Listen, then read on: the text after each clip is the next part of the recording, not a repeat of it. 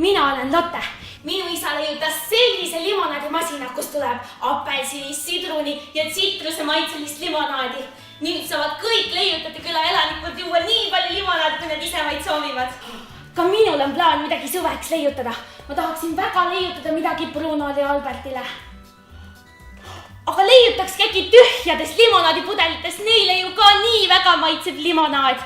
Leiutaks näiteks Brunole 7 tühjast pudelist koosneva itsitava kastekannu või Albertile hoopis limonaadi korkidest üles keeratav hüppenööri.